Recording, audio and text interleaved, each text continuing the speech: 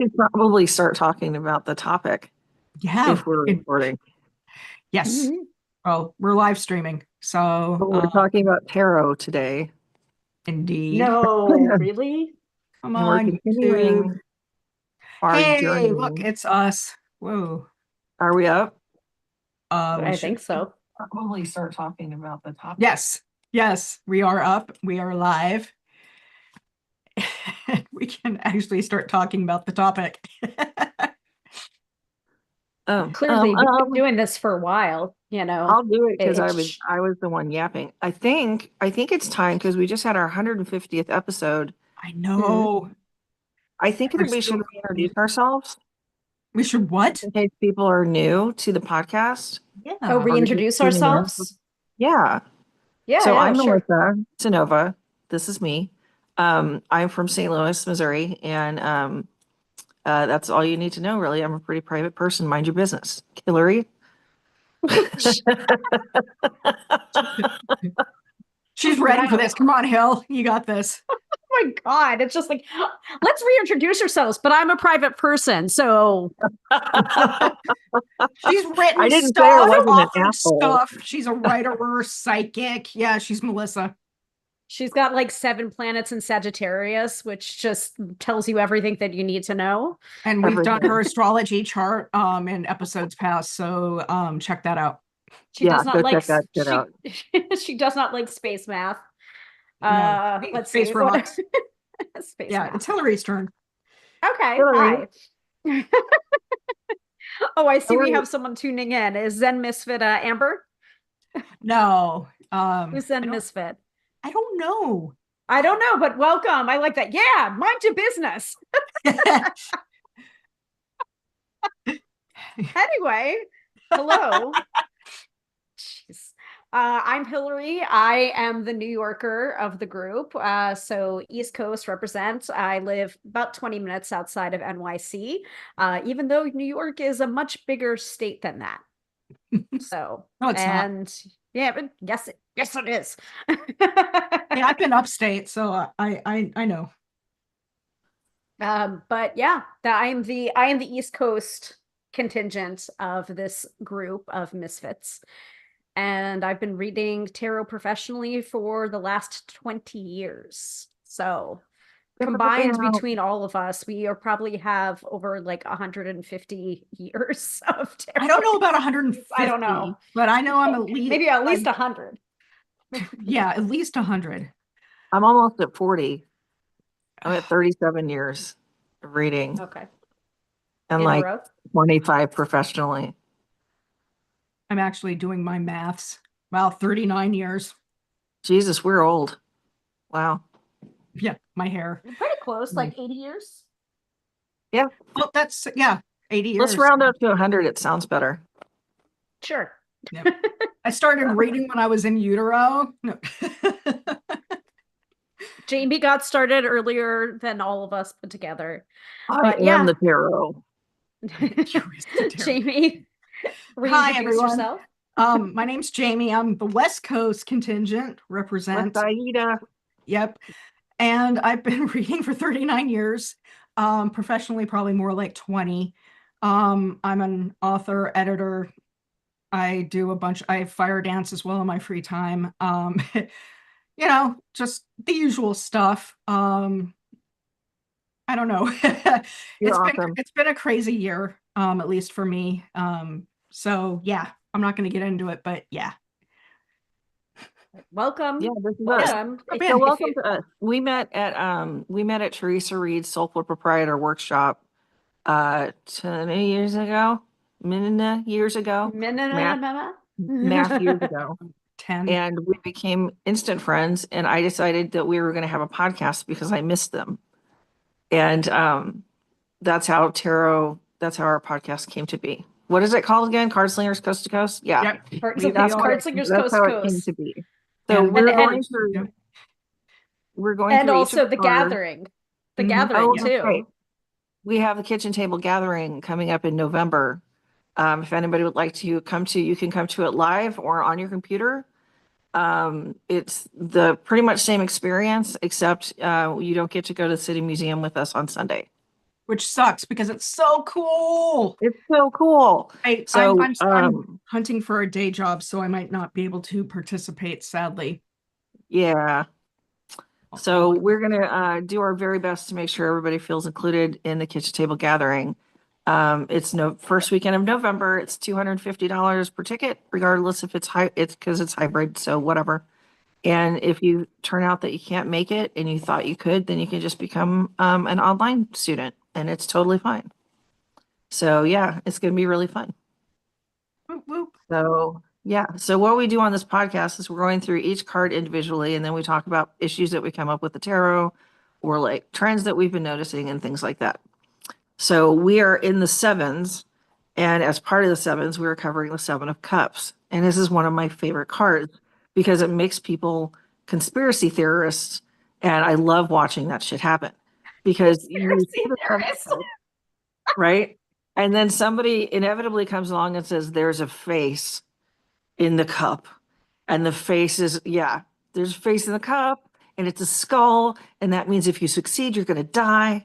And then there's like, you will not believe the shit people have told me about this cup, this deck, like that the face is supposed to be the face of your future self. And the ghost in the middle is from the golden dawn and all of this weird shit. I'm like, okay, guys, let's roll up and think about what it means practically. So we're going to talk about what it means practically, but this is a really fun deck to teach to people because it's about wishes. And who doesn't love wishes? You know, who doesn't love blowing the little dandelion seeds all over the place and making a wish? And this is a card about whimsy, really. What do you want? What do you want your life to look like? Where do you want things to come from? Where do you want to succeed? What do you want to have once you succeed? What belongs in your hands instead of in your mind? You know? So it's all about wishes and all about wondering and like coming to a place where you have to make a choice. And that's why I like it so much because it's whimsical. So one of y'all want to go? I've just been talking. Well, do you want to describe what the Rider-Waite-Smith version of it looks like? There we go. Yeah, actually, the card that I'm holding up is a mix between Rider-Waite-Smith and the Marseille Tarot. I love it's called Le Tarot de Marseille-Waite. Ooh. So you can see it's got the Marseille artwork with the Rider-Waite-Smith design. So it's very fun. So yeah, so you get to walk up to this place and choose what you want. This is like a cave of wonder. What do you want?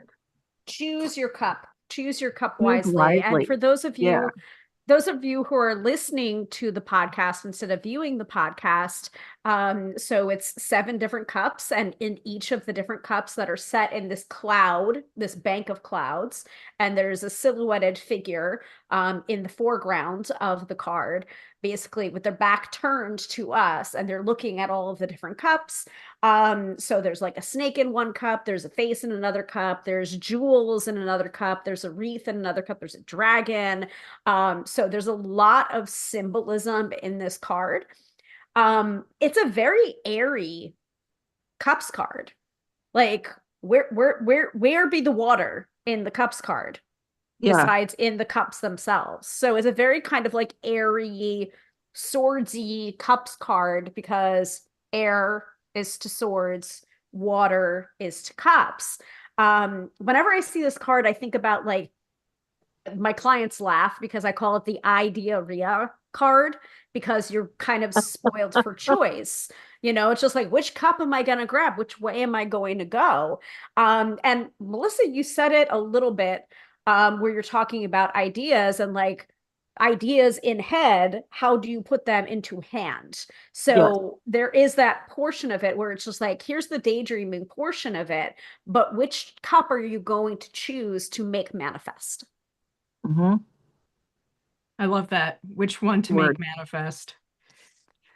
So for me, I agree with what everybody says. One of my favorites, and I didn't pull it for this because I'm using a different deck. I love the Shadowscapes version of this because I call it the happy house hunting couple. There are 3 castles, 2 on the ground, 1 close, 1 further away, and then there's 1 in the clouds. And one of the partners is pointing up at that one while the other one has the scroll in their hand, scratching their head, trying to figure out how to get up there. So for me, I call this card the window shopping card. And another thing that I've learned through this, shout out to our friend Sasha Graham, she says each one of these corresponds to one of the deadly sins, which is why, if you get successful, you have the death card, the death, chalice, Dun, dun, dun. yeah. But each one of these does kind of correspond to one of the 7 deadly sins. So it's, for me, there's that dual aspect of choose wisely. Make sure you stay on your path and you pick the cup, or maybe you reject them all and you go on and you find a different cup, which is foreshadowing for the 8 of Cups. But yeah, so it's, see what I did there? We're not there yet, Jaymi. Put it. I know, but but the 7 is that window shopping card. It's make good choices. You have a lot of, like Hilary said, there's too many choices. Pick pick one, or pick something that helps you align in your truth. You can, I have a lot of wishes. Some of those things may or may not come true, only because I'm not putting my effort towards them, like being a And you're not a genie in a bottle either. No, yeah.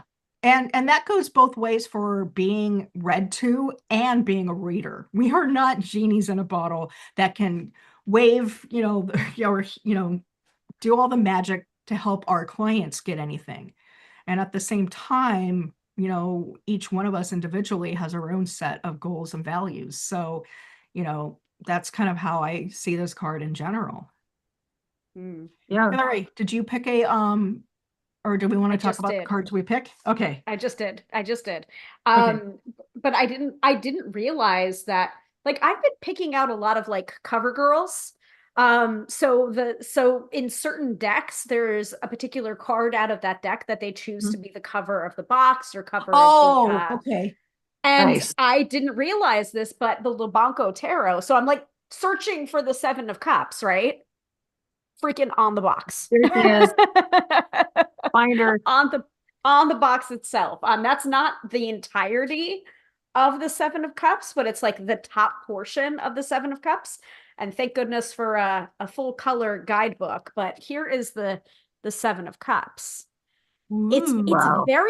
It's very kind of interesting because you have almost the 6 of Swords iconography underneath, running underneath this 7 of Cups.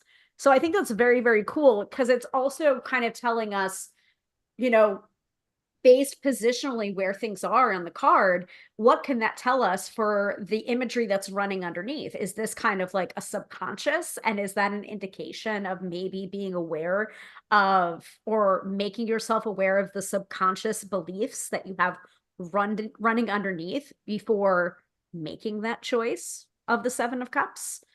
Like, you can't, you might be choosing, but are you choosing wisely, or are you choosing blindly based on subconscious beliefs? Very cool. I like that a lot. So that artwork is so different. It is. Look for the Ace of Cups. Let's see if they line up. It's a little trick, just for funsies. Yeah. Well, I didn't do my card or cards. Uh-oh. That's okay. I'll talk about cups for a little bit longer. I've got my cards. I just, you never let me spoke about them. Let me speak. Let Jaymi speak. So in the triple goddess tarot that I made, I literally did the, window, card. So this is the window shopper looking at sweets and other, temptations. Lovely. Of goodies. There's the money, there's love, there's, chocolate cake, because cake, the gluttony portion and all that, because I really like that idea of, again, picking the right thing. And I love that there's glass separating from, the choices, all these wishes and desires, up in the clouds, so to speak, because you can't just grab it, it's right. You either have to go inside and really choose, or you walk on to the next door to see what it has. But the other card that the exemplar card, is this from the Hedgehog Tarot. And Oh, this pretty. one's very different, which is why I wanted to pick it. Kind of like Hilary's, we've got more of a choice, a caring choice, instead of being tempted by everything, even though there's, cups kind of everywhere and there's potion and stuff in bottles back there. She's literally, or they are literally picking a chalice, with intent and care. So this one kind of gets to that heart of the matter of pick that thing you want with care. Let all the other shit be background noise, but pick that thing with care. All right, now we can do the magic thing. Okay, cool. So Ryan Edwards showed me this trick that if you hold up the 7 of Cups next to the Ace of Cups, it looks as though you've chosen something and you're being handed it. Like the 7 is on a sleeve and the hand is coming out of the sleeve. How cool is that? So it's like your wish being granted in the tarot. That's all I know. That's my only trick. Yeah, it doesn't work with Levanto. Well, I mean, you could try, you could see, like I would say homework, or, part A of homework is in whatever tarot deck that you're using, pull the Ace of Cups and pull the 7 of Cups and see if it works. But it kind of does and kind of doesn't at the same time. Like you might not want to put it side by side, but you might want to put it like up top, or and then it's like going deeper. Or do this, even find where the two can intersect. Like even on these 2 cards, I know that it's not an ace, but there's that table idea. Yeah. So you can rotate, you can backsides. No, just kidding. It's like the 2 cards together, I think, would make an excellent manifestation spell. Ooh, yeah. Like on your altar.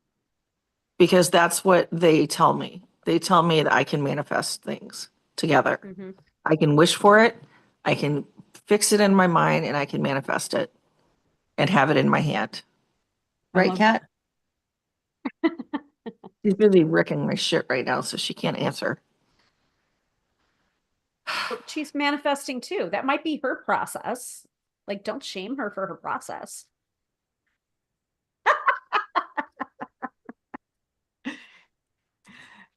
Oh my goodness. All right, man. Well, some cards are a lot easier than other cards, and you have a lot more to talk about with them for sure. Well, we did talk about the 7 of Cups at length when we were talking about the intro to the 7. So you might want to refer back to that episode as well, because I'm just like, oh wait, we're not there yet. But also another thing. Right on.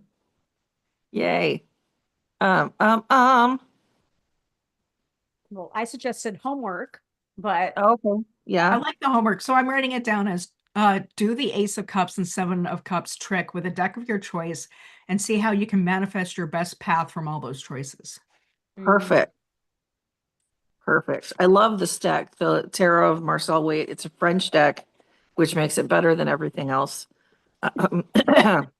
And you do say so yourself. The French are just better than everything else. Take a little nap.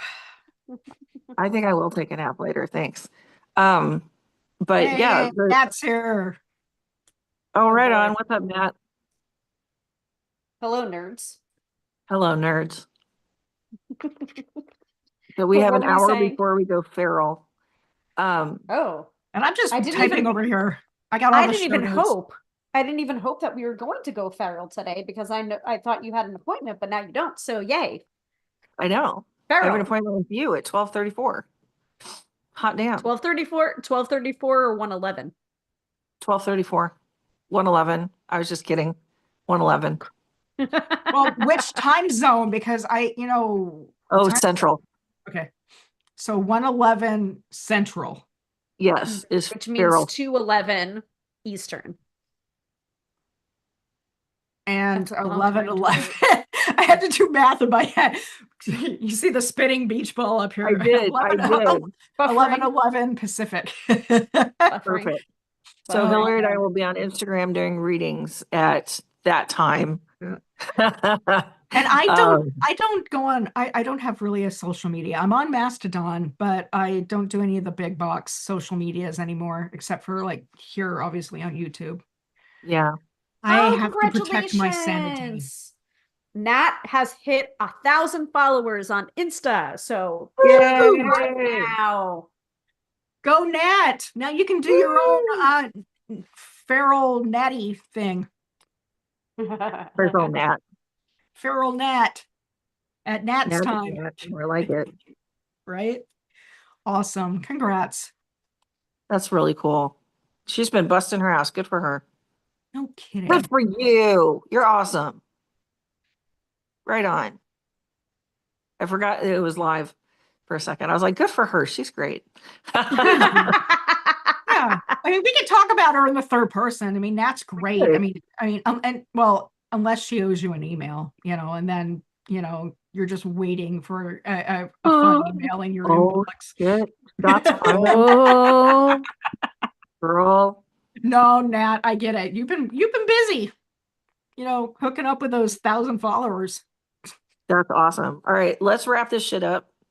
Sounds good. 7, make your wishes. Make your wishes and then follow through. It's the same thing with magic. I'm writing this magic book right now. You cannot just do the spell. You have to do the spell and then you have to clear away obstacles between you and your manifestation. So you've got to put in the work. So yes, 7 of wishes. That's what I always call it, the 7 of wishes. Get the 7 of wishes, make your wish, and then bust your ass to make it happen. There's a 2-part card. Yep. Sorry, I've got chaos going on behind me. Lily is beating up something, and then Coyote just ran down the street. All right. Well, I have a neighborhood coyote, so yeah. Well, that's just a sign of magic. Magic is afoot. Exactly. Tricksterism is afoot. Let me see if I can get this cat on camera. Nope, I can't. Well, you can kind of see her, but all my other shit on my desk is blocking. Never mind. All right, nerds. Well, next up we have, are we done with the 7s? No, we've got the swords and the pentacles to do. The swords and the pentacles. Well, hot damn. Swords. All right. There she is. There's my little Lily Boo. Cutie pie. Yeah, she's attacking everything. She's perfect. Yep, she is. She's amazing. All right, everybody. Have a great day, week, and we'll see you next time.